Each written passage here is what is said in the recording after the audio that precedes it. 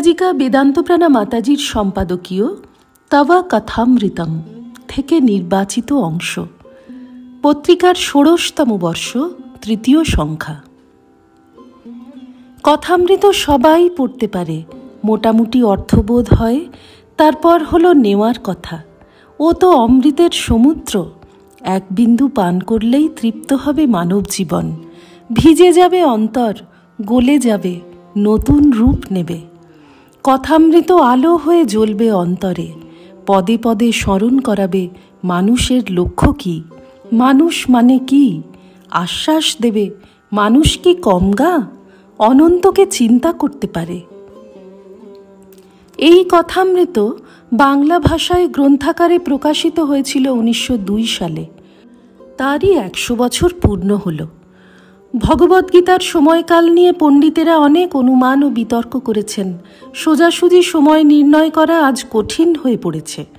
যদি বেদব্যাস তারিখটি লিখে যেতেন, তবে পরবর্তীকালে এত মাথা ঘামাতে হতো না ইতিহাসবিদ আর পণ্ডিত কুলকে।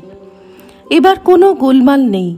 কলকাতা ইউনিভার্সিটির অন্যতম উজ্জ্বল রত্ন মহেন্দ্রনাথ গুপ্ত দিনক্ষণ বার তিথি সমেত কথামৃত বেশিরভাগ নিজের ডায়েরিতে ধরে রাখলেন।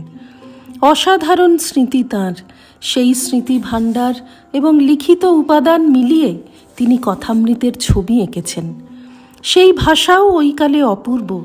আজও মনে হয় অতি আধুনিক ভাষা শুনছি। কোথাও হোঁচট খেতে হয় না। শুধু শ্রীরামকৃষ্ণের দেওয়া সব ধরনের উপমা আধুনিক প্রজন্মের কাছে পরিষ্কার নয়। আজ শহরে ঢেঁকি নেই, কলে ছাঁটা চাল। সুতরাং ঢেঁকিতে পাট দেওয়া কি বোঝানো মুশকিল।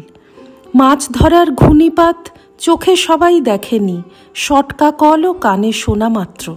অবশ্য এই প্রজন্মের কাছে সেই দুর্বোধ্য অংশগুলি পরিষ্কার করার জন্য ছবি দিয়ে ব্যাখ্যা করে বইও বেরিয়েছে। পৃথিবীর বহু ভাষায় কথামৃত অনুবাদ হয়েছে এবং হচ্ছে। বিশেষ করে ভারতবর্ষের নানা প্রদেশেই আঞ্চলিক ভাষায় কথামৃত অনুবাদ করতে উদ্যোগী হয়েছেন রামকৃষ্ণ সংঘ এবং অনুরাগী ভক্তবৃন্দ। কথামৃতের আদি মধ্য অন্ত জুড়ে শুধুই শ্রীরামকৃষ্ণ। কথায় কথায়, গানে, রসে আবেশে ভরপুর করে রাখছেন সকলকে। সাকার নিরাকার, দ্বৈত অদ্বৈত সব তত্ত্ব ওরই মধ্যে পরিষ্কার করে দিচ্ছেন। সংশয় রাক্ষস নাশ মহাস্ত্রম তিনি। সেকালের মানুষের অনেক ছবিও তার মধ্যে ধরা আছে। মাস্টারমশাই যেন ক্যামেরাম্যান, পারিপার্শ্বিক সহ গোটা ছবিটা তুলেছেন, তাই অনুষঙ্গগুলো বাদ দিতে পারেননি। সবটাই উঠে এসেছে কথামৃতের পাতায়। কিন্তু তারা স্থায়ী সুর হয়ে বাজেনি। সেখানে মূল গায়ক শ্রীরামকৃষ্ণ, তাঁরই কণ্ঠে মূল সুর ধরা। সে সুর ঈশ্বর প্রসঙ্গ। এ এক অদ্ভুত গ্রন্থ, যে কোনো পাতা খুলেই পড়া যায়, এগিয়ে যাওয়া যায় অনায়াসে। প্রতিটি বর্ণনারই আছে স্বকীয়তা এবং পূর্ণতা, যেন ছবিগুলো স্বয়ং সম্পূর্ণ। বুঝতে ব্যাখ্যা লাগে না, হৃদয়ে কড়কড় করে ঢুকে যায়। তার অন্তরালে একটিই রহস্য, কথামৃত কথা নয়, অনুভূতির অভিব্যক্তি। শুধুই সত্যেন পন্থা বিতত দেবয়ানঃ, সত্যে দেবলোকের পথ বিছানো। আর সেই সত্য মূর্তি ধারণ করে আছেন কথামৃতের পাতায় পাতায়। শ্রীরামকৃষ্ণার্পণমস্তু।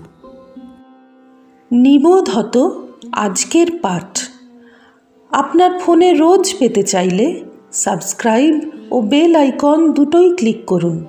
রামকৃষ্ণ ভাবধারা প্রচারের সঙ্গে থাকুন।